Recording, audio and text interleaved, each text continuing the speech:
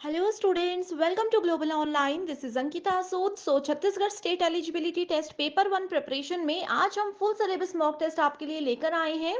इस सीरीज की सबसे खास बात यह है कि ये questions as it is examination में पूछे जा सकते हैं। तो स्टूडेंट्स, ये आप लोगों के लिए बहुत इंपॉर्टेंट सीरीज है। हर एक क्वेश्चन के आंसर्स के साथ आपको मैं एंड में एक्सप्लेनेशन भी दूंगी, ताकि आपके सारे कॉन्सेप्ट्स भी अगर क्लियर नहीं है तो वो भी साथ साथ में क्लियर होते रहें। पेपर वन के फाइनल प्रिपरेशन के लिए कंप्लीट कोर्स में लेकर आई हूँ, जहां पर डेली लाइव लेक्चर्स के साथ आपका एग्जाम से पहले पूरा सिलेबस तो कवर हो ही जाएगा। साथ ही स्टूडेंट्स, आप लोगों को रिकॉर्डेड वीडियोस भी मिल जाएंगे, जिससे आप लोगों को जल्दी से सिलेबस पूरा करने में बहुत हेल्प हो जाती है। फुल सिलेबस नोट्स के साथ साथ आपको यहाँ पर अपडेटेड एमसीक्यूज और मॉक टेस्ट मिल जाएंगे, जिसमें से guaranteed as it is question examination में पूछे जाते हैं। एंड सबसे ज्यादा जरूरी है, ये 5000 प्लस एमसीक्यू क्वेश्चन बैंक, जिसमें आपको यूनिट वाइज क्वेश्चंस अरेंज करके दिए गए हैं। इसके अंदर से ही क्वेश्चन जरूर अपकमिंग एग्जामिनेशन में एज इट इज आपको देखने को मिलेंगे। स्टूडेंट्स, 50% ऑफ मैं लिमिटेड पीरियड के लिए लेकर आ रही हूँ। तो आप सभी स्टूडेंट्स गिवन नंबर्स पर कांटेक्ट कर लीजिए, या फिर फ्री वीडियोस और मॉक टेस्ट के लिए ग्लोबल ऑनलाइन ऐप को जरूर डाउनलोड करिए। स्टोर सेक्शन पर सर्च बार में कोर्स का नाम लिखना है। इसके कंटेंट पर क्लिक करते ही आप लोग देखोगे कि separate videos Hindi English bilingual आप लोगों को मिल जाएगी। लाइव क्लासेस यहाँ से आप इजीली ज्वाइन कर सकते हैं। एंड इसके अलावा अगर कोई भी डाउट्स है तो गिवन व्हाट्सएप नंबर्स पर हमसे डायरेक्टली कांटेक्ट कर लीजिए। स्टूडेंट्स, अब बढ़ते हैं क्वेश्चंस की ओर, जिसमें कि हमारा पहला क्वेश्चन है आईसीटी यूनिट से। ठीक है, इसमें पूछा गया है स्टेटमेंट वन में, a DVD or CD using the letter R indicated that it is read only. तो स्टूडेंट्स, आप सभी ने डीवीडी और सीडी ये टर्म तो सुनी ही होंगी। इसमें एक टर्म यूज होती है, एक वर्ड यूज होता है जिसको आर बोला जाता है। इसमें बोला गया है कि आर का मतलब होता है रीड ओनली, यानी कि इसमें से सिर्फ हम रीड कर सकते हैं, जो कुछ भी चीजें हैं उसको देख सकते हैं, लेकिन उसमें नया कुछ ऐड नहीं कर सकते। सेकेंड स्टेटमेंट बोलती है, web browsers are used to allow a user to gain access to the internet. यानी कि वेब ब्राउजर्स की मदद से एक यूजर को हम अलाउ करते हैं कि वो इंटरनेट को यूज कर सके। अब देखो स्टूडेंट्स, ये दोनों ही स्टेटमेंट्स बिल्कुल गलत हैं। क्यों? क्योंकि डीवीडी और सीडी में जो आर वर्ड होता है ना, उसका मतलब रीड ओनली नहीं होता। उसका मतलब होता है री राइटेबल या फिर रिकॉर्डेबल। ठीक है, जिस भी डीवीडी और सीडी में रीराइटेबल या फिर रिकॉर्डेबल या फिर सिंपली आर लिखा होगा, उसका मतलब ये होता है कि इसमें जो गाने हैं, मान लीजिए एक सीडी में या एक डीवीडी में कुछ सॉन्ग्स में लेकर के आई हूँ, अगर उसमें आर लिखा है तो हम उन सॉन्ग्स को डिलीट करके न्यू सॉन्ग्स भी ऐड कर सकते हैं। ओके, तो आर का मतलब रीड ओनली नहीं होता, इस केस में होता है रीराइटेबल और रिकॉर्डेबल। एंड स्टेटमेंट टू में जो बोला है वेब ब्राउजर, सबसे पहले स्टूडेंट्स आपको पता होना चाहिए कि वेब ब्राउजर्स क्या होते हैं। देखो, वेब ब्राउजर्स का एक बेस्ट एग्जांपल मैं आपको बताती हूँ, वो है गूगल क्रोम। ठीक है, आपने गूगल क्रोम का नाम सुना होगा, मोजिला फायरफॉक्स का नाम सुना होगा। ठीक है, उसके बाद आप लोगों ने इंटरनेट एक्सप्लोरर सुना होगा। इस तरह से आप लोगों ने बहुत सारे नाम सुने होंगे। ये सारे क्या है, अगर हम लोगों को इंटरनेट पे कुछ भी सर्च करना है, गूगल पे जाके कुछ भी सर्च करना है, तो हम लोग गूगल क्रोम में जा करके वहां पे सर्च करते हैं। तो ये है वेब ब्राउजर, जो कि इंटरनेट पे कुछ भी चीजें हैं उसको सर्च करने में हमें मदद करता है। लेकिन इस स्टेटमेंट में बोला गया है कि इसकी मदद से हमें इंटरनेट मिलता है, तो इसलिए ये दोनों ही स्टेटमेंट्स गलत हैं। सो इस अकॉर्डिंग देखेंगे तो राइट आंसर है option number two. Next question है, sectoral skill council will be incubated by. यानी कि क्षेत्रीय कौशल परिषदों का विकास किसके द्वारा किया जाएगा? NITI Aayog, Indian standards council, union department of education, या फिर नेशनल स्किल डेवलपमेंट कॉर्पोरेशन। तो सबसे पहले स्टूडेंट्स, आप लोगों को ये पता होना चाहिए कि क्षेत्रीय कौशल परिषद यानी कि सेक्टोरल स्किल काउंसिल क्या होती है। ये क्या करते हैं, ये ऑक्यूपेशनल स्टैंडर्ड्स को या फिर जो क्वालिफिकेशन बॉडीज होती हैं, फ्रेमवर्क्स होते हैं, ट्रेनर्स, जो ट्रेनिंग प्रोग्राम्स होते हैं, उन सबको लॉन्च करने, स्किल से किसी पर्सन को कोई मतलब स्किल सिखानी है हमने, एक टीम को कोई नया स्किल सिखाना है, उन सब चीजों के लिए जो काउंसिल्स बनी होती है वो होती है सेक्टोरल स्किल काउंसिल। ठीक है, इसका विकास किसके द्वारा किया जाएगा? इसका विकास होगा नेशनल स्किल डेवलपमेंट कॉर्पोरेशन के द्वारा। ओके, सो राइट आंसर है ऑप्शन नंबर फोर। सो इसको अगर एग्जाम में आपके पास NSDC लिखा होगा तो आप लोगों ने इजीली आइडेंटिफाई कर लेना है, इसको नोट कर लीजिए, ठीक है।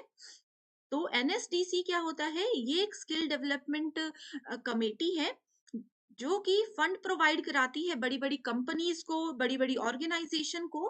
किस लिए फंड देती है? ताकि वो लोगों को आगे जो लेटेस्ट स्किल्स हैं या किसी ऑर्गेनाइजेशन में किसी पर्टिकुलर स्किल की जरूरत है वो उनको वो प्रोवाइड करा सके, वो चीजें उनको वो सिखा सके।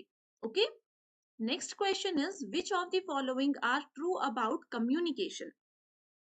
तो कम्युनिकेशन यूनिट स्टूडेंट्स हमारी फोर्थ यूनिट है, राइट, उसी से रिलेटेड क्वेश्चन है। इसमें पहली स्टेटमेंट में बोला गया है कम्युनिकेशन इज इनएविटेबल।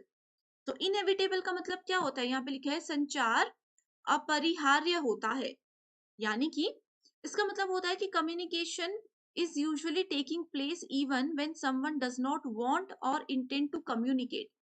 इसको एक एग्जाम्पल की मदद से मैं समझाती हूँ कि अगर पर्सन ए पर्सन बी के साथ कम्युनिकेट करना चाहता है, बातचीत करना चाहता है, सो कम्युनिकेशन इनएविटेबल कब होगी? जब ए तो बात करना चाहता है लेकिन पर्सन बी जो है वो बिल्कुल भी सुनना नहीं चाहता, वो बिल्कुल भी इनसे बात करने में इंटरेस्टेड नहीं है, उनकी बातों में इंटरेस्टेड नहीं है। That is called inevitable. Next question, next option बोलता है कम्युनिकेशन इज नॉन सोशल। तो कम्युनिकेशन सोशल होता है या नहीं होता है, ये बहुत इंपॉर्टेंट एक चीज आ जाती है, ठीक है। तो सोशल होना या नहीं होना ये डिपेंड करता है सिचुएशन पे, कंडीशन पे, ठीक है, यानी कि सामाजिक। Communication is irreversible. कम्युनिकेशन क्या अपरिवर्तनीय होता है?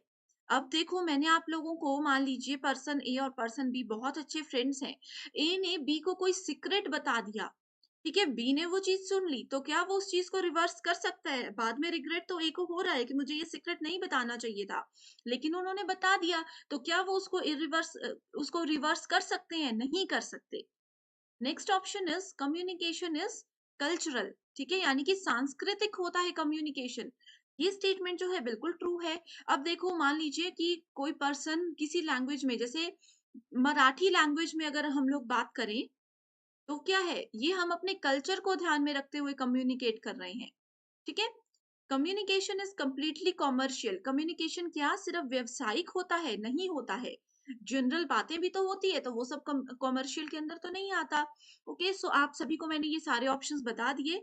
अब अगर हम देखें, सो इस क्वेश्चन का राइट आंसर है option number A, B and D. तो ये तब सभी स्टेटमेंट्स क्या हैं? ट्रू हैं। Right answer is option number 2। Next question is green hydrogen is produced by electrolysis powered by. So यहाँ पे एक इंपॉर्टेंट चीज आती है कि इलेक्ट्रोलिसिस क्या होता है, ठीक है। इलेक्ट्रोलिसिस आप लोगों को पता होना चाहिए। अब देखो स्टूडेंट्स, इलेक्ट्रोलिसिस को अचीव करने के लिए हम लोगों को इलेक्ट्रिसिटी की जरूरत होती है।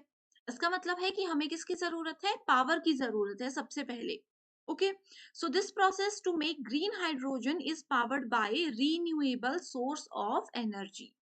जैसे कि इसके अंदर एग्जाम्पल क्या क्या आ जाएंगे? इसके अंदर आ जाएगा विंड यानी कि हवा, और सोलर एनर्जी यानी कि जो सूर्य की किरणें होती हैं। तो ये आ जाता है रीन्यूएबल एनर्जी सोर्सेज के अंदर। That makes green hydrogen the cleanest option, ठीक है। विंड और सोलर से जो ग्रीन हाउस गैसेस होती हैं, यूज होती हैं, वो, सॉरी, ग्रीन हाइड्रोजन होती है, वो सबसे क्लीनेस्ट होती है, राइट। सो इसका राइट आंसर क्या है? Option number 2। स्टूडेंट्स, अभी ये जो 4 क्वेश्चंस हमने देखे हैं, अगर इसमें कोई डाउट है आपको तो आप मुझे कमेंट कर सकते हो। कोई कंफ्यूजन है तो भी कमेंट कर सकते हो, मैं डेफिनेटली आपकी हेल्प करूंगी। Next question is HDMI ports allow output both audio and visual from a computer to an HDMI enabled devices. HDMI is an acronym for। अब देखो स्टूडेंट्स, इस तरह के क्वेश्चंस ना ICT यूनिट में से हमेशा पूछे जाते हैं, एंड इसमें बहुत से स्टूडेंट्स कंफ्यूज हो जाते हैं कि अरे ये क्या लिखा है, ये डेफिनेशन हमें नहीं आती। आप लोगों को पूरा क्वेश्चन पढ़ना है एक बार, देन देखो इसमें सिर्फ ये पूछा है कि HDMI का फुल फॉर्म क्या होता है। बाकी का ये जो है डेफिनेशन, उसको आप कुछ टाइम के लिए इग्नोर भी कर सकते हो, ठीक है। ये सिर्फ HDMI की प्रॉपर्टीज आपको बताई गई हैं। तो इसकी फुल फॉर्म होती है हाई डेफिनेशन मल्टीमीडिया इंटरफेस। सो हाई डेफिनेशन मल्टीमीडिया इंटरफेस एक स्पेसिफिकेशन होता है जो कि कंबाइन करता है ऑडियो और वीडियो को एक सिंगल डिजिटल इंटरफेस में। अब देखो, हम जैसे आप मेरी वीडियो देख रहे हो, ये लेक्चर देख रहे हो, इसमें ऑडियो भी आपको दिखता है, आवाज भी सुनाई देती है एंड वीडियो भी दिख रही है, ये जो सामने पीपीटी नजर आ रही है, ठीक है। तो एचडीएमआई क्या करता है, ऑडियो और वीडियो को कंबाइन करता है एंड एक डिजिटल इंटरफेस में उसको यूज करता है, ठीक है, जिसको कि वो डीवीडी के फॉर्मेट में भी यूज कर सकते हैं, डीटीवी के फॉर्मेट में भी यूज कर सकते हैं। डीवीडी मैंने आपको बता दिया पहले क्वेश्चन में क्या होता है, एंड डीटीवी होता है डिजिटल टेलीविजन, ठीक है। सो डिजिटल टेलीविजन प्लेयर्स जो होते हैं वहां पे भी इन चीजों को यूज किया जाता है। Next question is given below are two statements, जिसमें कि स्टेटमेंट वन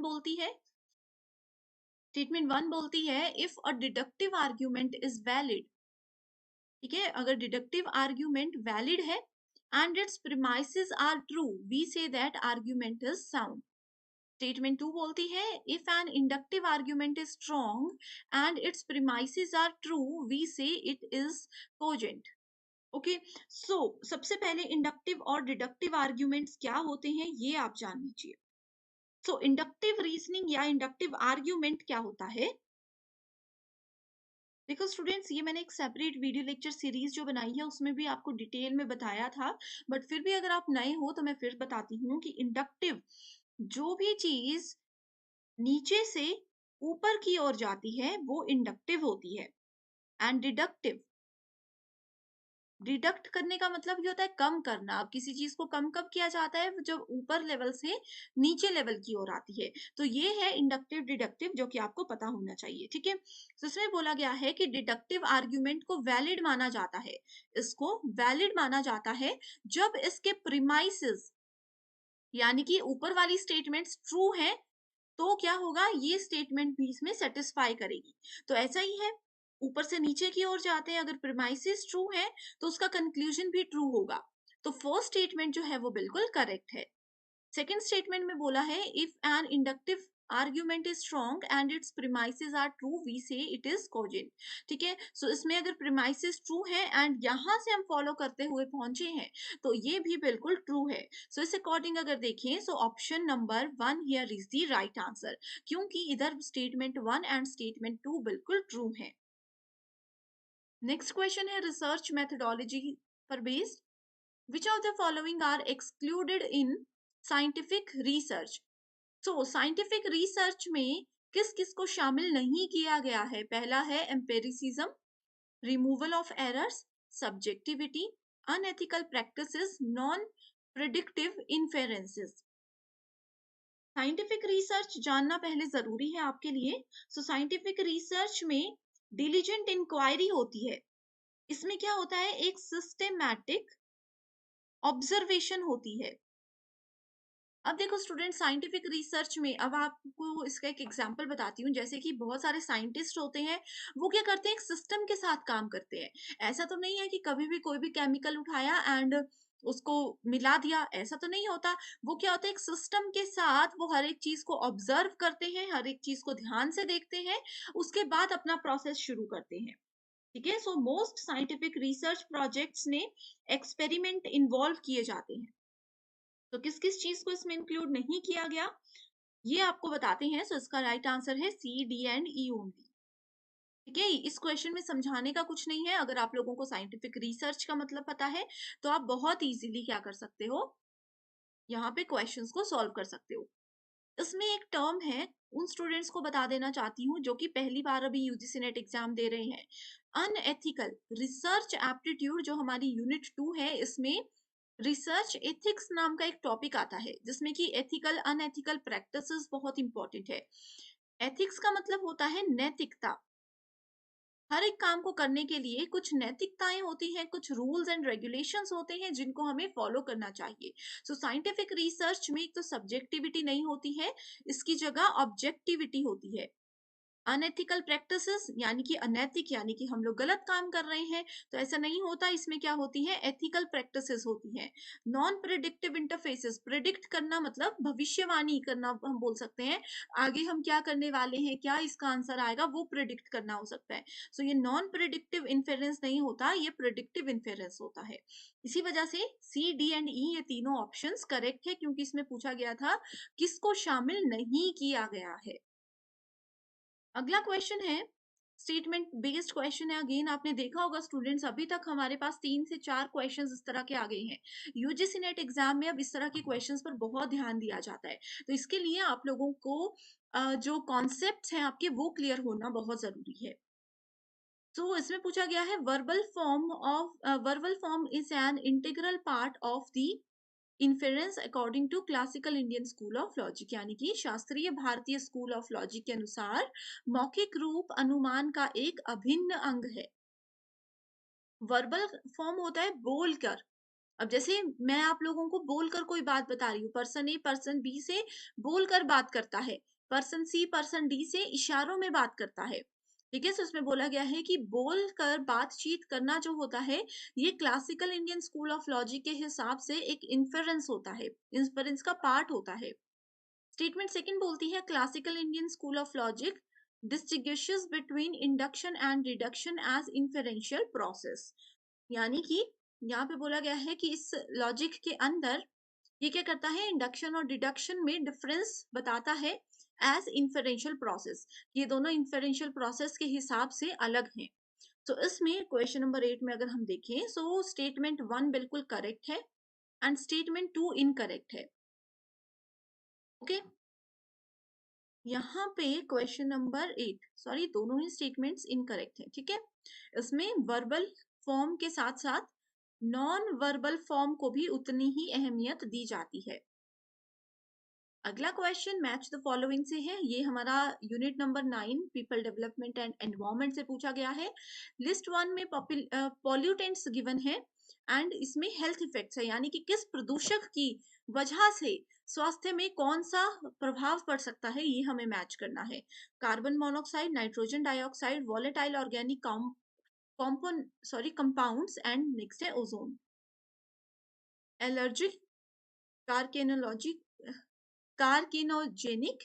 ठीक है, नेक्स्ट है जो सांस से रिलेटेड बीमारी होती है। नेक्स्ट है ब्लर बेबी सिंड्रोम, यानी कि जो धुंधला दिखने लगता है लोगों को।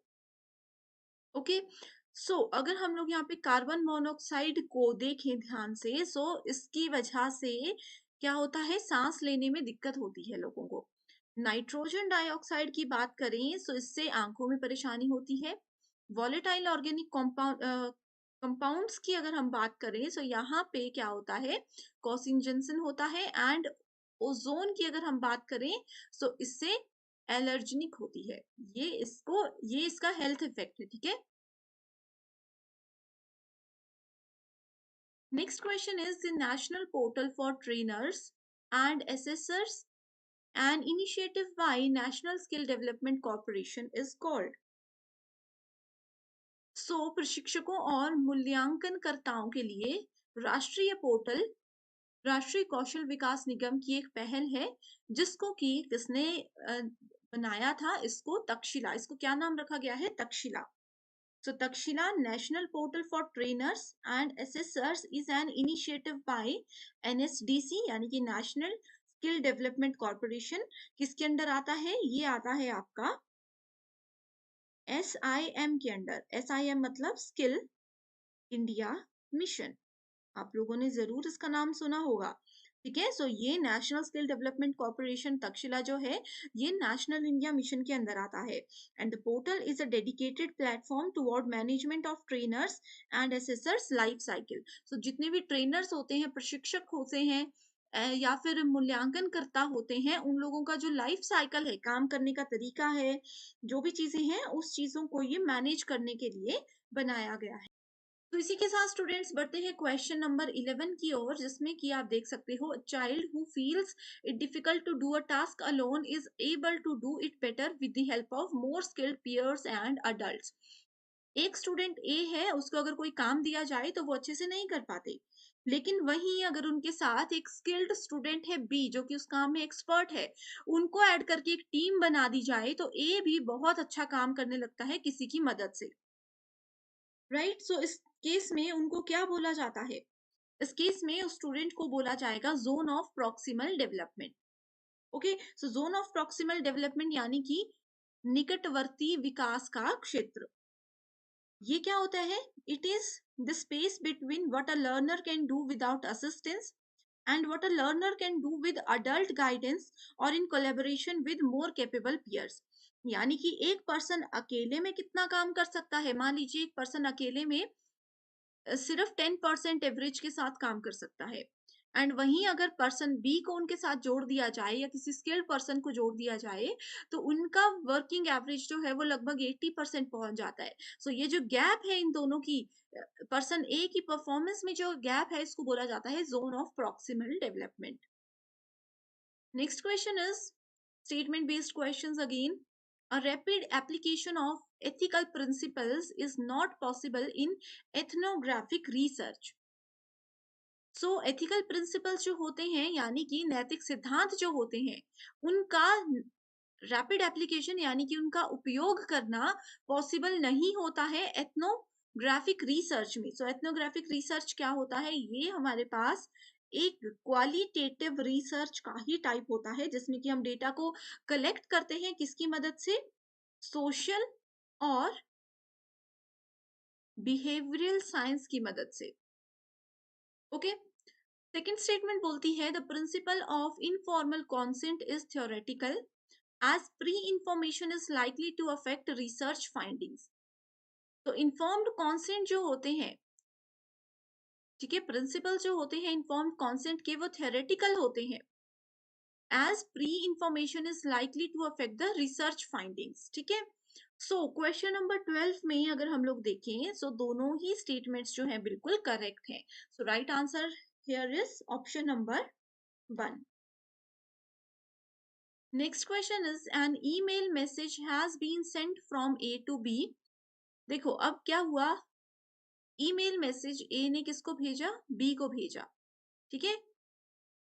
देन सी को भी भेजा, डी को भी भेजा, ई को भी भेजा एंड एफ को भी भेजा with the fields as shown below. A ने इन 5 लोगों को सेम मेल किया, लेकिन डायरेक्टली उन्होंने बी को किया, सी और डी को उन्होंने सीसी में ऐड कर दिया, ई और एफ को उन्होंने बीसीसी में ऐड कर दिया। सीसी का मतलब होता है कार्बन कॉपी। अब स्टूडेंट्स आप लोगों ने कार्बन कॉपी सुनी होगी, सिंपल कार्बन आप लोगों ने बचपन में जरूर देखा होगा। उसमें क्या होता है, एक ब्लैंक पेपर के ऊपर अगर हम उस कार्बन शीट को रखते हैं, उसके ऊपर और एक और शीट को रखते हैं एंड उसमें लिखते हैं कुछ भी,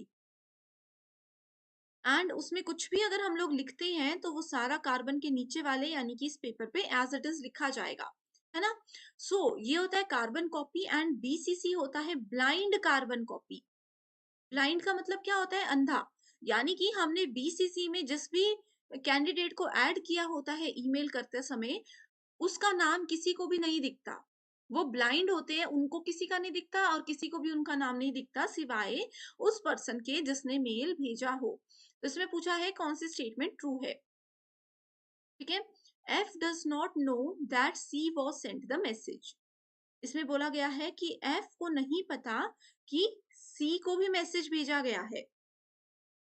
C does not know that D was sent the message, ठीक है। सिमिलरली यहाँ पे बोला गया है कि D को भी नहीं पता, सॉरी C को भी नहीं पता कि D को भी मैसेज भेजा गया है। तीसरा यहाँ पे ऑप्शन बोलता है E does not know that F was sent the message। क्या है कि E को नहीं पता कि F को भी मैसेज भेजा गया है। D does not know that B was sent the message। D को नहीं पता कि बी को भी मैसेज भेजा गया है। अब देखो स्टूडेंट्स, अगर आप लोग तो आईसीटी पहली बार पढ़ रहे हो, कंप्यूटर पहली बार पढ़ रहे हो, तो इस तरह के क्वेश्चंस में कंफ्यूजन होता है, बट यहाँ पे हम आपको आज स्ट्रेटेजीज बताएंगे। तो राइट आंसर पे पहले जाते हैं, वो है ऑप्शन नंबर 3।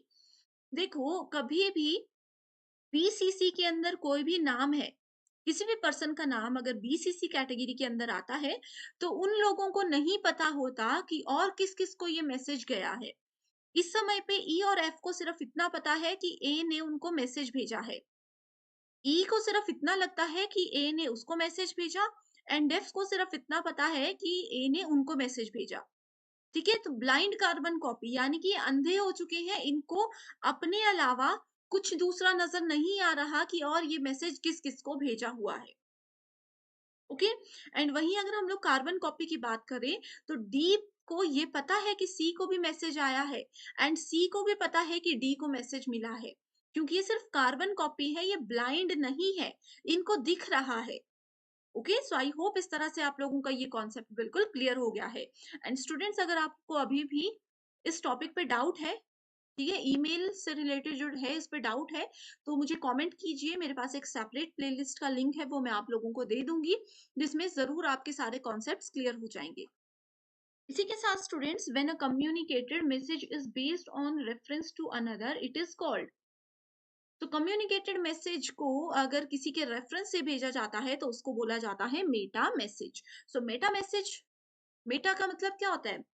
जैसे कभी भी अगर इस टॉपिक की नहीं, मैं जनरल बात कर रही हूँ, मेटा का मतलब होता है डेटा अबाउट डेटा। ठीक है, अब जैसे मान लीजिए मेरे पास एक बुक है, इसका बेस्ट एग्जांपल मैं आपको बताती हूँ। मेरे पास एक बुक है, बुक में ये है चैप्टर नंबर 1, ये है चैप्टर नंबर 2, ये है चैप्टर नंबर 3, इस तरह से मल्टीपल चैप्टर्स हैं। एंड सबसे पहले बुक में क्या होता है? सबसे पहले बुक में होता है हमारे पास इंडेक्स। तो एक्चुअल डेटा क्या है? एक्चुअल डेटा ये चैप्टर्स है, और इंडेक्स क्या है? इंडेक्स हमारे पास इसका एक रेफरेंस है, यानी कि ये क्या है? ये डेटा है about this data. Index is what? Index is data or information about this data or this chapter, all these chapters. Okay, so कहीं पे भी communicate किया जाता है किसी के reference की मदद से, so उसको meta message बोलते हैं। Next question is given below are two statements. An increase in CO2 is expected to enhance global plant growth. Okay, and next बोलते हैं deforestation can increase the biosphere's capacity. तो यहाँ पे directly answer पे जाते हैं, ये है option number 3, that is statement 1 is correct and statement 2 is incorrect. यहाँ पे एक्चुअल में होगा स्टेटमेंट 1 इज इनकरेक्ट, नो, ये होगा यहाँ पे statement 1 is correct and statement 2 is incorrect. Okay, यानी कि स्टेटमेंट को इनकरेक्ट क्यों बोला गया है कि डिफोरेस्टेशन यानी कि जो जंगल काटे जाते हैं उसकी वजह से बायोस्फीयर की कैपेसिटी को बढ़ाया जाता है, यानी कि जीव मंडल की क्षमता को बढ़ाया जाता है। तो ये स्टेटमेंट बिल्कुल गलत है। नेक्स्ट क्वेश्चन है, what are the limitations of employing online focus groups? तो ऑनलाइन फोकस ग्रुप्स की limitations, easy access to conference sites can be used, email interviews with people in different time zones will be extremely participatory। ठीक है, उसके बाद आ जाता है dropouts में अफेक्ट द डेटा क्वालिटी, ये ऑप्शन बिल्कुल करेक्ट है। उसके बाद आता है the approach is confined to the people who are willing to participate, correct option. And last है external influences on participants can be found, so right answer. So correct answer यहाँ पे आ गया C, D and E only. Next question again teaching aptitude पर based है। ये वाला question जो था प्रीवियस, ये भी टीचिंग एप्टीट्यूड था। रिमेम्बरिंग फैक्टर्स ऑफ मेमोरी और मीनिंग। ठीक है, remembering, retention, recall, recognition. Remember यानी कि किसी चीज को याद रखना, रिटेंशन यानी कि प्रतिधारणा करना कि कितना हम रिटेंशन कर पाते हैं किसी चीज का, रिकॉल मतलब कोई चीज हमने पढ़ी हुई है या उसके बारे में हमें पता थोड़ा बहुत है, वापस उस चीज को हम याद करते हैं। जैसे कि मान लीजिए ये क्वेश्चन अभी आप लोग पढ़ रहे हो, एग्जाम में एज इट इज आ जाएगा, तो आप उसको याद करने की कोशिश करोगे, रिकॉल करने की कोशिश करोगे। रिकॉग्निशन मतलब मान्यता। ओके, सो क्वेश्चन नंबर 17 में अगर हम देखें, रिमेम्बरिंग का मतलब होता है, रिमेम्बरिंग का मतलब होता है the factor responsible for modification of behaviour through training and learning. Retention का मतलब होता है the factor responsible for preserving the material learn. Recall का मतलब है mental revival of experiences which have been learned. And recognition का मतलब होता है manifestation of our general retaining power. Okay, तो नेक्स्ट क्वेश्चन है, which of the following are the ancient treatise on the science of medicine. So ancient treaties यानी कि इनमें से कौन सा चिकित्सा विज्ञान पर प्राचीन ग्रंथ है? चरक संहिता, तुलवा सूत्रा, सुश्रुत सुश्रुत संहिता या फिर योगा सूत्र। तो देखो स्टूडेंट्स, ये क्वेश्चन ऐसा है, इसमें दो ही करेक्ट ऑप्शन है। ठीक है, दो ही करेक्ट ऑप्शन है, तो सबसे पहले तो इसको भी हम हटा देंगे, इसको भी हटा देंगे। तो बी और डी या फिर ए और सी, उसके लिए आप लोगों को सबसे पहले ये पता होना चाहिए कि चरक संहिता होती क्या है। Charak Samhita is a Sanskrit text on Ayurveda. ठीक है, आयुर्वेदा में इसका ये एक संस्कृत टेक्स्ट है, and along with Sushruta Samhita, it is one of the two foundational text of this field that have survived from ancient India, and it is one of the three works that constituted the Tyagis. Okay, so यहाँ पे अगर हम देखें, जैसे आपने ये statement अगर ध्यान से सुनी होगी, तो इसमें ये दोनों स्टेटमेंट्स आती है, ये दोनों एक दूसरे से जुड़ी हुई है, ये दोनों क्या है, फाउंडेशनल टेक्स्ट होते हैं। सो राइट आंसर है A and C. Next question we have is, in online mode of teaching teacher aided reading material, जैसे कि वर्ड डॉक्यूमेंट, ये जो आप मेरे सामने, आप सभी के सामने ये जो दिख रहा है आपको लिखा हुआ, ये क्या है, पीपीटी है, ई कंटेंट है। ठीक है, ऑन ई प्लेटफॉर्म, जैसे कि अभी मैं पढ़ा रही हूँ ऑनलाइन टीचिंग में, मैंने क्या किया, वर्ड डॉक्यूमेंट, पीपीटी और ये सब चीजें ऐड कर दी। Which option the students would choose, तो इसके लिए स्टूडेंट्स क्या चूज करेंगे, वो करेंगे लर्निंग मैनेजमेंट सिस्टम। एंड आज का हमारा लास्ट क्वेश्चन है, three numbers are in the ratio. ये हमारा मैथमेटिक्स का क्वेश्चन है, three numbers are in the ratio of 3:5:7, and the sum of these three numbers is, ठीक है, इज 975। सो ये तीन नंबर्स क्या है, ये आप लोगों को पता करना है।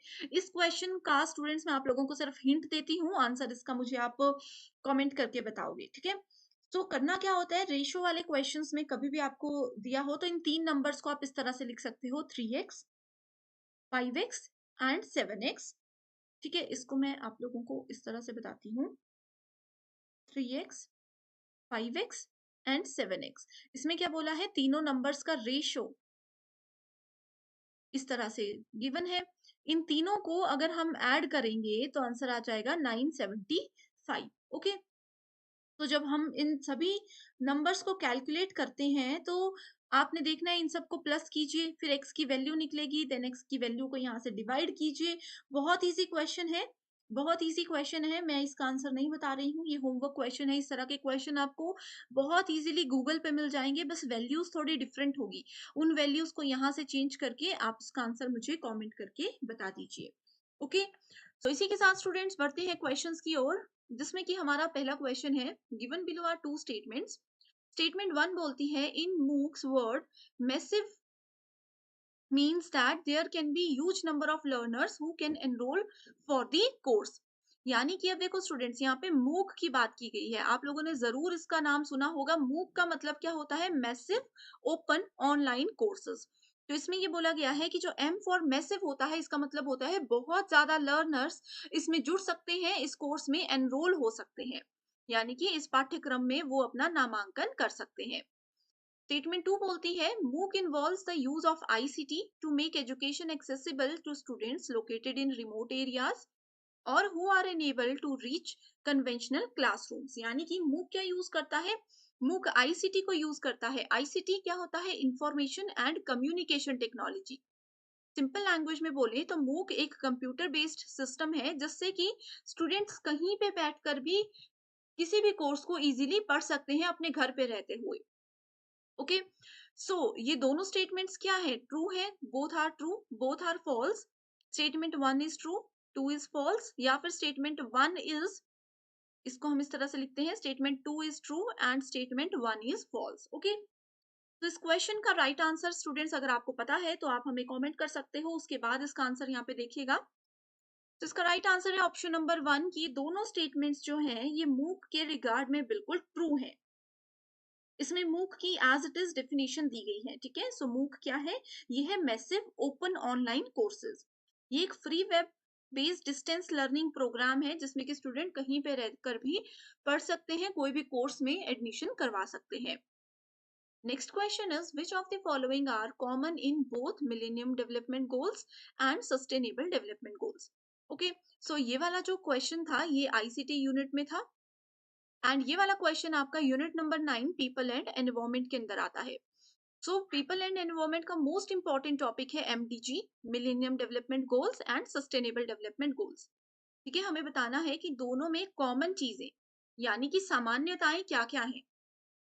Options are zero hunger, life below water यानी कि शून्य भूख, पानी के नीचे का जीवन, नो पॉवर्टी यानी कि निर्धनता नहीं रहेगी, गरीबी नहीं रहेगी देश में, लाइफ ऑन अर्थ यानी कि धरती पे जीवन कैसा है, जेंडर इक्वालिटी यानी कि जेंडर इक्वालिटी का मतलब क्या होता है, लैंगिक समानता यानी कि मेल और फीमेल, महिला और पुरुष जो हैं वो एक समान है, ये इसमें बोला गया है। तो सबसे पहले स्टूडेंट्स, मैं राइट आंसर पे जाने से पहले आपको बता देना चाहती हूँ कि टोटल नंबर ऑफ गोल्स कितने कितने होते हैं ये आपको पता होना चाहिए। सो अगर हम लोग एमडीजी यानी कि मिलेनियम डेवलपमेंट गोल्स की बात करें तो इसमें होते हैं टोटल 8 गोल्स। ठीक है, एंड सस्टेनेबल डेवलपमेंट गोल्स की बात करें तो इसमें होते हैं हमारे पास टोटल 17 गोल्स। इन सभी गोल्स के नाम आपको याद होने चाहिए, इनका सीक्वेंस आपको याद होना चाहिए कि पहला गोल कौन सा है, दूसरा गोल कौन सा है, तीसरा गोल कौन सा है। ये बहुत easy and most important topic है।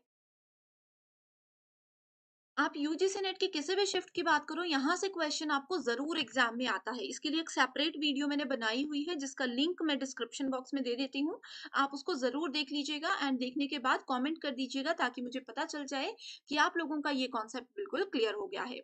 ओके, सो अब देखो इसमें मैंने आपको बताया कि टोटल 8 गोल्स होते हैं एंड एसडीजी में टोटल 17 गोल्स होते हैं। तो इनमें कॉमन गोल्स कौन कौन से हैं? कॉमन गोल्स एक तो है जीरो हंगर। इन गोल्स के अंदर क्या होता है कि हमें ये रखना है कि कोई भी इंसान जो है वो भूखा ना रहे हमारी कंट्री में। तो दोनों ही गोल्स का एक उद्देश्य ये है, पहला गोल ये है, ठीक है। दूसरा आता है life below water. So life below water, water जो है ये दोनों में कॉमन नहीं है। नो पॉवर्टी यानी कि कोई भी गरीब ना रहे, निर्धन ना रहे हमारे देश में। उसके बाद लाइफ ऑन अर्थ यानी कि धरती पे जीवन कैसा चल रहा है, कैसा रहने वाला है, ये भी नहीं है कॉमन गोल। उसके बाद आता है जेंडर इक्वालिटी। जेंडर इक्वालिटी यानी कि मेल और फीमेल, महिला और पुरुष दोनों को ही समान अधिकार दिए जाने चाहिए हर एक क्षेत्र में। ये भी दोनों में ही कॉमन गोल है। सो राइट आंसर क्या है, A C and E only, that is option number 4। ठीक है, सो जैसे कि स्टूडेंट्स मैंने बताया लिंक डिस्क्रिप्शन बॉक्स में है वीडियो का, जरूर उसको देख लीजिएगा। ठीक है, नेक्स्ट क्वेश्चन है human beings are animals because as homo spin we all evolved thousands of years ago, which informal fallacy is committed in the above argument। देखो ये एक आर्ग्यूमेंट दिया गया है एंड हमें बताना है कि इसमें कौन सी फेलिसी को यूज किया गया है। ठीक है, तो सबसे पहले फेलिसी क्या होती है ये आप लोगों को पता होनी चाहिए, यानी कि अनौपचारिक भ्रांति क्या होती है। फेलिसी को अगर हम सिंपल लैंग्वेज में बोले, it is a false belief और रॉन्ग आइडिया, यानी कि झूठा विश्वास या फिर भ्रांत धारणा ये हो सकती है, कोई भी भ्रम ये हो सकता है। ठीक है, सो भ्रम किसी भी तरह के हो सकते हैं। तो एग्जाम्पल को फिर से पढ़ते हैं, इसमें लिखा है मनुष्य जानवर है क्योंकि होमो सेपियंस के रूप में हम अभी हजारों साल पहले विकसित हुए थे। ठीक है, इसमें बोला गया है कि मनुष्य भी पहले जानवर ही थे, अब जाकर हम बहुत हजार साल के बाद विकसित हो पाए हैं, तब हम ह्यूमन कहलाए हैं। ये कौन सी फैलेसी है, ये कौन सी अवधारणा है? इसका राइट आंसर बताती हूँ डायरेक्टली, वो है fallacy of composition and division. Okay, so fallacy of composition and division, इसका क्या मतलब होता है? इसमें क्या होता है, हम मिस्टेकनली यानी कि गलती से, जानबूझकर नहीं, गलती से किसी भी बात का कंक्लूजन निकाल लेते हैं। अब मान लीजिए इसमें देखो इस स्टेटमेंट में क्या हुआ, इस स्टेटमेंट में ये बोला गया कि ह्यूमन बीइंग्स आर एनिमल्स, इंसान पहले जानवर थे, ये आप लोगों ने जरूर सुना होगा, वानर रूप में हम हुआ करते थे, है ना। तो यहाँ पे वही चीज बोली गई है कि अगर पूरी स्टेटमेंट में 0.1% भी सच है, थोड़ा सा भी सच है, तो उस पूरी स्टेटमेंट को हम सच मान लेंगे। ये होता है fallacy of composition and division. इसकी मैं एक डेफिनेशन बताती हूँ पहले इंग्लिश में, फिर आपको सिंपल लैंग्वेज में एक्सप्लेन करूंगी। तो ये है, the fallacy of composition mistakenly conclude that what is true for all the parts of something is also true of its whole। यानी कि 10 बातें हैं ठीक है, मान लीजिए कि एक इंसान ने ह्यूमन एनिमल था, उस पे 10 बातें बोली, 10 में से सिर्फ 1 या 2 बातें सही है, बाकी 8 से 9 बातें गलत हैं। तो इन 1 से 2 सही बातों को ध्यान में रखते हुए हम बोलेंगे कि सारी बातें ही सच हैं। That is called fallacy of composition and division, यानी कि रचना और विभाजन का भ्रम। इसमें सेकंड फैलेसी जो कि बहुत ज़्यादा इम्पोर्टेंट है, वो है रेड हियरिंग फैलेसी। इससे हर साल किसी ना किसी शिफ्ट में क्वेश्चन आता है। सो रेड हेयरिंग फैलेसी क्या करती है, ये मान लीजिए कि एक पर्सन ए है, दूसरा पर्सन बी है। पर्सन ए पर्सन बी से बात कर रहा है, लेकिन पर्सन बी ने क्या किया, बात करते करते कई बार होता है ना, हम टॉपिक से भटक जाते हैं, टॉपिक ही बदल देते हैं, या फिर वो सुनने में इंटरेस्टेड नहीं होता, वो होता है रेड हियरिंग फैलेसी। या फिर इसका एक एग्जांपल ये भी हो सकता है कि ए ने बी को कोई बात बताई, बी ने उस बात को थोड़ा सा चेंज करके सी को बता दिया, सी ने उस बात को थोड़ा-सा चेंज करके डी को बता दिया। अब अगर हम देखें, सो ए ने कुछ और बोला था, ए ने x is equals to y बोला था, और डी तक पहुँचते-पहुँचते बात कुछ की कुछ हो गई। ये होता है रेड हियरिंग, यानी कि हमने सुना कुछ और, बोला कुछ और, समझा कुछ और। आगे बात किसी दूसरे पर्सन को कुछ और ही बता दी। Okay? Next question is classroom communication is often referred to as which type of communication? So कक्षा में जो भी संचार होता है वो किस रूप का होता है? इनडायरेक्ट, नॉन कॉन्टिग्यूअस, कॉन्टिग्यूअस या फिर एमोरफस? सो राइट आंसर है कॉन्टिग्यूअस। सो कॉन्टिग्यूअस क्या होता है, ये आपको पता होना चाहिए। अगर हम लोग एक्चुअल में किसी के साथ कांटेक्ट में है, डायरेक्ट कांटेक्ट की यहाँ पे मैं बात कर रही हूँ, ठीक है। तो अगर किसी के साथ हम डायरेक्ट कांटेक्ट में हैं, किसी पर्सन के साथ हम लोग बाउंड्री शेयर कर रहे हैं, ठीक है, या फिर किसी पर्सन के साथ हम लोग फिजिकली टच हो रहे हैं। अब जैसे क्लासरूम में है, दो स्टूडेंट्स बैठे हुए हैं, ए एंड बी एक ही बेंच पे बैठे हैं, वो डायरेक्ट कांटेक्ट भी कर रहे हैं, एक साथ एक ही जगह पे भी बैठे हैं, वो बाउंड्री शेयर हो गया, फिजिकल टच भी हो रहा है, बिल्कुल एक साथ हैं, क्योंकि ये इस तरह का जो कम्युनिकेशन होता है उसको कॉन्टिग्यूअस कम्युनिकेशन बोला जाता है। ठीक है, जो लोग आपस में कनेक्टेड होते हैं, एक दूसरे के साथ होते हैं, नेबर होते हैं, पड़ोसी होते हैं, वो सब आते हैं इस कैटेगरी के अंदर। ओके, नेक्स्ट है इनडायरेक्ट कम्युनिकेशन। इसमें क्या होता है, when the speaker does not explicitly state what their intentions or feelings are। अब पर्सन ए ने पर्सन बी को कोई बात बता दी, बट उसको एग्जैक्टली नहीं बताया कि वो इस समय पे क्या फील कर रहे हैं। उन्होंने उनको एक हिंट दे दिया, उनको एक आइडिया दे दिया। अब बी समझ भी सकता है, नहीं भी समझ सकता, कोई भी कंडीशन हो सकती है। तो ये होती है इनडायरेक्ट कम्युनिकेशन। नेक्स्ट क्वेश्चन है अगेन आईसीटी यूनिट पर बेस्ड, जिसमें पूछा गया है which of the following are micro blogging platforms. So micro blogging क्या होता है, ये मैं आपको पहले बताती हूँ। सो माइक्रो ब्लॉगिंग, माइक्रो का मतलब होता है शॉर्ट, ब्लॉगिंग सिंपल ब्लॉग, ठीक है। तो माइक्रो ब्लॉगिंग एक शॉर्ट ब्लॉग पोस्ट होती है जो कि डिजाइन की गई है किसके लिए, for quick and direct audience interaction.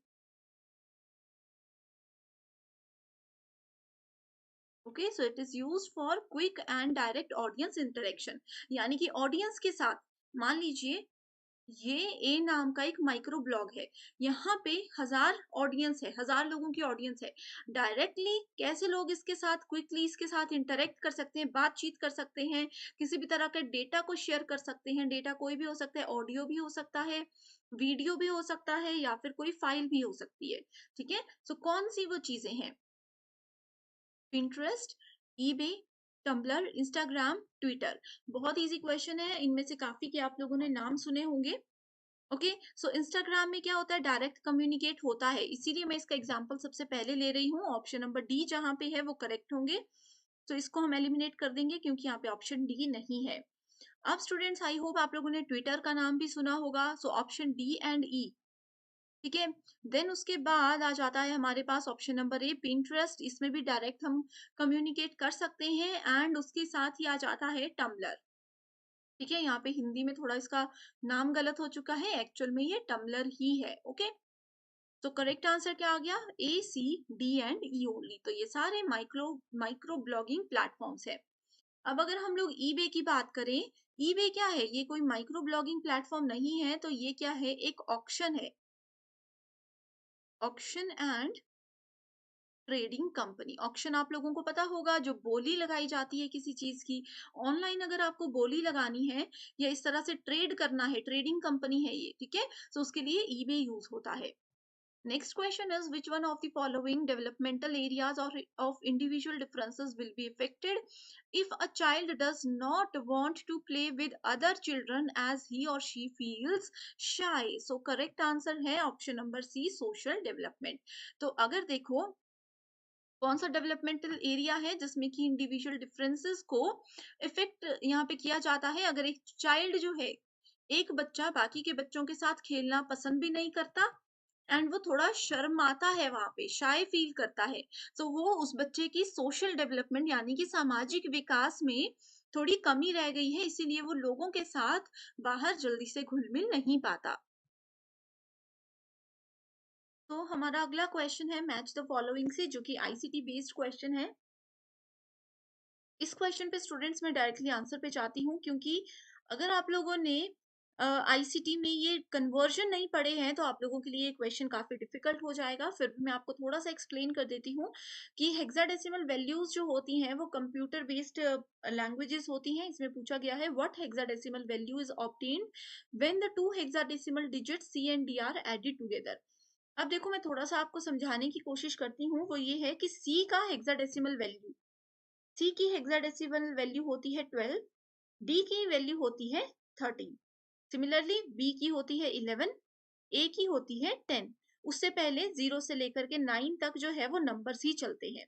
Hexadecimal में 9 के बाद हमारे पास कोई वैल्यू नहीं होती, इसलिए 10 को हम ए बोलते हैं, 11 को हम बी बोलते हैं, 12 को सी बोलते हैं और 13 को डी बोलते हैं। तो इसमें पूछा गया है अगर हेक्साडेसिमल वैल्यू ए सी और डी को हम ऐड कर देते हैं तो क्या नंबर बनेगा। तो सी और डी को जब हम इन दोनों वैल्यूज को ऐड करेंगे तो पहले तो बन जाएगा 25, लेकिन ऑप्शन में कहीं पे भी नहीं है, तो ये 25 है नॉर्मल नंबर। अब 25 क्या होता है, 16 प्लस 9 होता है। फिर से हमें इसको कन्वर्ट करना होता है, तो 16 की वैल्यू होती है 10 एंड 9 की वैल्यू होती है 9। ठीक है, ठीक है। सो उसके बाद हम 10 और 9 को जब ऐड करते हैं तो आंसर आता है 19। सो इस अकॉर्डिंग अगर हम लोग देखें तो इसका आंसर डायरेक्टली आता है 19। तो ये थोड़ा सा कॉम्प्लिकेटेड क्वेश्चन है। अगर आप लोगों को आईसीटी बिल्कुल भी नहीं आता, इस तरह का टॉपिक अगर पहले पढ़ा है तो बहुत अच्छी बात है। नहीं स्टूडेंट्स, मेरा ये सजेशन रहेगा कि आप इस तरह के डेसिमल कन्वर्जंस वाले क्वेश्चंस को स्किप कर सकते हो, क्योंकि हर शिफ्ट में इससे क्वेश्चन नहीं पूछा जाता। Next question is, which of the following are examples of secondary air pollutants? So secondary air pollutants क्या होते हैं ये आपको सबसे पहले मैं बता देती हूँ, फिर हम ऑप्शंस की ओर मूव करेंगे। यहाँ पे देखो स्टूडेंट, सेकेंडरी पॉल्यूटेंट्स जो हैं वो प्राइमरी पॉल्यूटेंट्स की वजह से बनते हैं। अब प्राइमरी पॉल्यूटेंट क्या होते हैं, ये वो पॉल्यूटेंट होते हैं जो कि एयर में यानी कि हवा में डायरेक्टली एंटर हो जाते हैं, ठीक है। एंड सेकेंडरी पॉल्यूटेंट इनकी मदद से क्रिएट किए जाते हैं। अब सेकेंडरी पॉल्यूटेंट में एक एग्जाम्पल आता है सबसे पहले हमारे पास ओजोन, जिसको किसके द्वारा फॉर्म किया जाता है, एच सी के द्वारा। एच सी मतलब हाइड्रोकार्बन एंड NOx के द्वारा, यानी कि नाइट्रोजन ऑक्साइड के द्वारा इसको नाइट्रोजन ऑक्साइड और हाइड्रोकार्बन को मिला करके ये अगर सनलाइट में रखा जाए तो ओजोन बनता है। तो ये क्या है, सेकेंडरी पॉल्यूटेंट है, क्योंकि इसमें प्राइमरी भी इंक्लूडेड है। तो ये तो ज्यादा डिटेल की बात थी कि एग्जैक्टली सेकेंडरी एयर पॉल्यूटेंट्स क्या होते हैं। अब इसके एग्जांपल्स आपको पता होनी चाहिए। तो ए सी एंड डी आप देख सकते हो, ए सी एंड डी ये सारे सेकेंडरी पॉल्यूटेंट्स हैं। ओके, इसके अलावा जैसे कि नाइट्रोजन ऑक्साइड, यहाँ पे नाइट्रोजन ऑक्साइड है, लेकिन नाइट्रोजन डाइऑक्साइड की हम बात करते हैं, ठीक है, अगर इसको सनलाइट में हम ऐड करेंगे। इसके अलावा इसमें और भी ज्यादा ये होते हैं, जैसे कि सल्फर डाइऑक्साइड, यहाँ पे आपने सल्फेट देखा, सल्फर डाइऑक्साइड होता है। नाइट्रोजन ऑक्साइड्स होते हैं जब वो पानी के साथ रिएक्ट करते हैं। ओके, नेक्स्ट क्वेश्चन है मैथमेटिक्स का, find out the wrong number in the series given below. 6, 18, 90, 630, 6930, 83160। तो स्टूडेंट्स, मैथमेटिक्स, डेटा इंटरप्रिटेशन, इन टॉपिक से रिलेटेड कोई भी प्रीवियस ईयर क्वेश्चन अगर है 2022 की शिफ्ट्स का, वो सुबह 10 बजे जो हमारा लाइव लेक्चर होता है उसमें हम पूरे पूरे कवर करते हैं। सो यहाँ पे मैं डायरेक्टली आपको मैथ्स के आंसर बताती हूँ, क्योंकि ये चीजें हम ऑलरेडी डिस्कस कर चुके हैं। ओके, सो इसका आंसर है 83160। रीजन बता देती हूँ कि बाकी के सारे नंबर्स जो हैं ये सारे के सारे नंबर्स प्राइम नंबर्स हैं, ठीक है, लेकिन ये प्राइम नंबर नहीं है, इसलिए ये सीरीज में थोड़ा अलग नंबर है। अगला क्वेश्चन है स्टेटमेंट बेस्ड, जिसमें कि स्टेटमेंट 1 बोलती है communicative language is used by people to get sympathy, ignore fellow travellers, placate और embrace enemies and comfort friends, यानी कि लोगों द्वारा सहानुभूति प्राप्त करने, साथी यात्रियों की उपेक्षा करने, शत्रुओं को शांत करने या शर्मिंदा करने और दोस्तों को आराम देने के लिए संवादात्मक भाषा का उपयोग किया जाता है।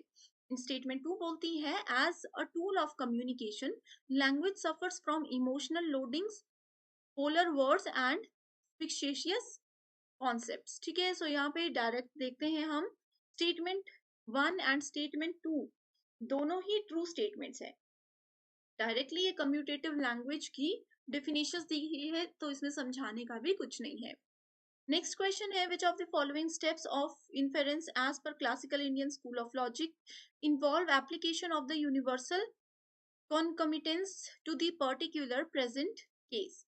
तो पहला है यहाँ पे सुकरात नश्वर है, क्योंकि वो एक आदमी है, जो भी मनुष्य है वो नश्वर है, जैसे कि पाइथागोरस, ठीक है। सुकरात, सोक्रेट्स जिसको हम बोलते हैं, एक ऐसा व्यक्ति है जो कि निरपवाद रूप से नश्वर है, एंड इसीलिए सुकरात नश्वर है।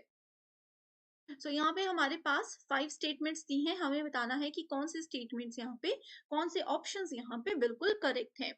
सो यहाँ पे देखो ऑप्शन नंबर डी, इसमें लिखा है देयरफॉर सोक्रेट्स इज मोर्टल, ये सिर्फ ट्रू है।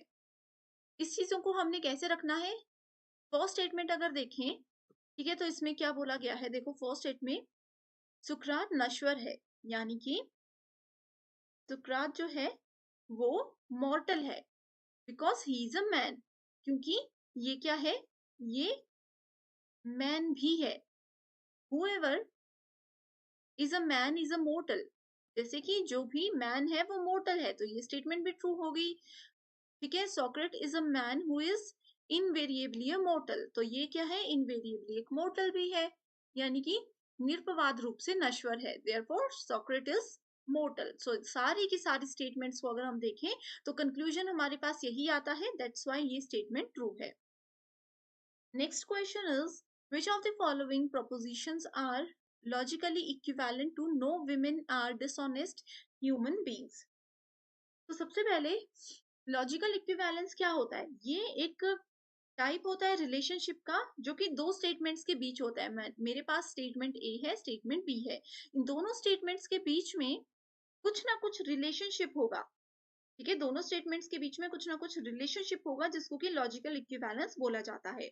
ये बूलियन अलजेब्रा के अंदर आती है चीजें, ओके, बहुत इंपॉर्टेंट टॉपिक है।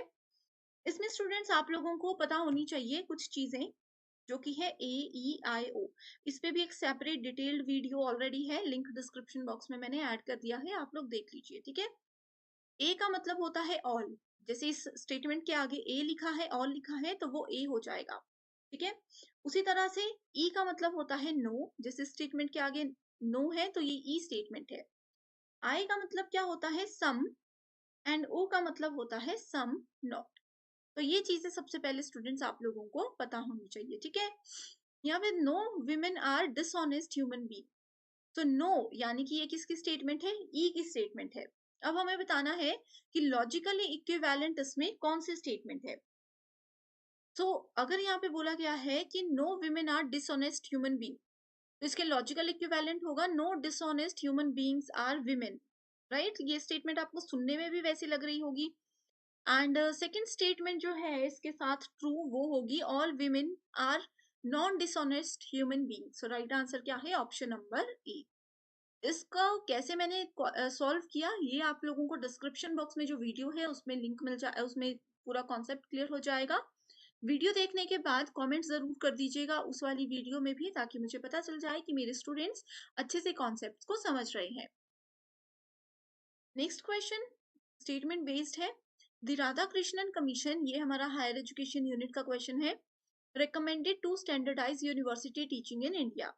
स्टेटमेंट 2 बोलती है the Radhakrishnan commission also suggested the establishment of an all India university examination board.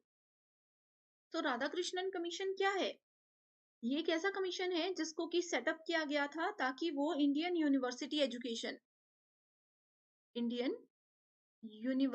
Education जो है उसका ध्यान रख सके, ठीक है, उनकी कंडीशन का ध्यान रख सके, and suggest improvements and extensions that may help in improving university education को ये सजेशंस भी दे सकते हैं कि कैसे वो अपना एक क्वालिटी एजुकेशन को बढ़ा सकते हैं। सो इस अकॉर्डिंग अगर देखें हम लोग, सो करेक्ट आंसर क्या है? ऑप्शन नंबर 1 है, सॉरी ऑप्शन नंबर 3 है, जिसमें कि बोला गया है स्टेटमेंट 1 बिल्कुल ट्रू है एंड स्टेटमेंट 2 फॉल्स है। क्यों? क्योंकि Radhakrishnan commission also suggested the establishment of all India University examination board. So examination board से रिलेटेड इसका कोई भी सजेशन नहीं था, इन्होंने सिर्फ सजेशन ये दिए थे कि कैसे वो यूनिवर्सिटी की एजुकेशन को इम्प्रूव कर सकते हैं। अगला क्वेश्चन है in participant observation the researcher has to act as.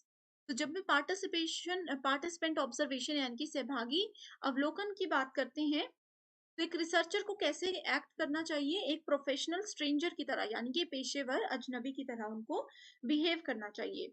तो पार्टिसिपेंट ऑब्जर्वेशन क्या होता है? ये एक टेक्निक होती है रिसर्च की फील्ड में जिसको कि बेसिकली यूज किया जाता है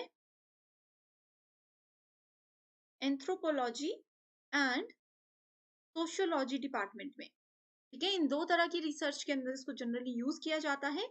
कौन इसको यूज करता है? इसको इन्वेस्टिगेटर्स यूज करते हैं। इन्वेस्टिगेटर्स यहाँ पे कौन है? इन्वेस्टिगेटर्स है यहाँ पे पार्टिसिपेंट ऑब्जर्वर जिसको हम बोल सकते हैं, ठीक है। सो इसके द्वारा ये किया जाता है जिसमें कि वो स्टडी करते हैं एक ग्रुप के लाइफस्टाइल की by sharing different activities. Last question है non verbal communication is mostly. So non verbal communication क्या होती है?